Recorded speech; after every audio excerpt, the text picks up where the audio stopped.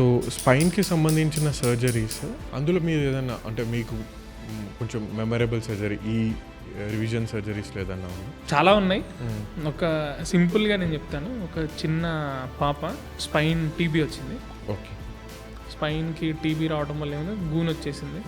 Spine TB అంటే అది infection లాగా వస్తుంది. స్పైన్కి ఇన్ఫెక్షన్ వచ్చింది. జనరల్లీ మనం టీబీ అనగానే ఊపిరితిత్తులకు వస్తుంది అనుకున్నాం. టీబీ అనేది ఎక్కడన్నా ఉండొచ్చు, ఎక్కడికైనా రావచ్చు. గోర్లకు కూడా రావచ్చు, తలకు కూడా రావచ్చు, బ్రెయిన్కి కూడా రావచ్చు, ఎక్కడైనా ఎక్కువ లంగ్స్కి వస్తుంది. ఎక్కువ లంగ్స్కి వస్తుంది. సో ఇది ఎక్స్ట్రా పల్మనరీ టీబీ అంటాం. సో 13-year-old పాప టీబీ వచ్చింది. స్పైన్ మెల్లిగా ముందుకు వంగిపోతుంది. ఎందుకంటే ఎముక కరిగిపోయి ముందుకు వంగిపోవటం వల్ల మన మెయిన్ స్పైనల్ కార్డ్ అనేది డ్యామేజ్ అవుతూ వస్తుంది. సో సర్జన్ చూశాడు. ఆయన ఏం చేశాడంటే, ఇప్పుడు గూని వచ్చినప్పుడు మనం మేజర్లీ ఏం చేయాలి, గూని సరి చేయాలి. ఆయన ఏం చేశాడు, అక్కడ ఎముక మాత్రమే తీసేసి స్పైనల్ కార్డ్ని మాత్రమే డీకంప్రెస్ చేసి వచ్చాడు.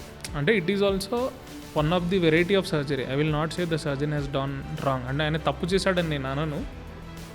బట్ ఆ స్క్రూలు వేసి కొంచెం స్ట్రైట్ చేసి ఉంటే ఇంకొంచెం బాగుండేది. సో ఈ పాపకి ఏమైందంటే కాళ్ళల్లో వీక్నెస్ వచ్చిందని చెప్పి వెళ్ళింది.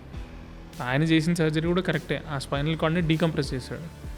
కానీ ఇన్ ద ప్రాసెస్ ఆ స్పైన్ అనేది స్టెబిలిటీ కోల్పోయింది.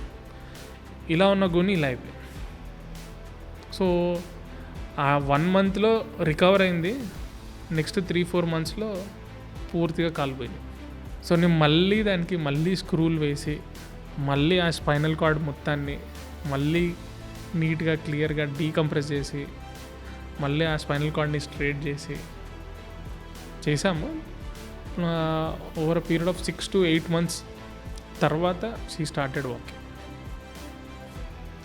So correct decision, correct surgery for correct diagnosis చాలా ఇంపార్టెంట్.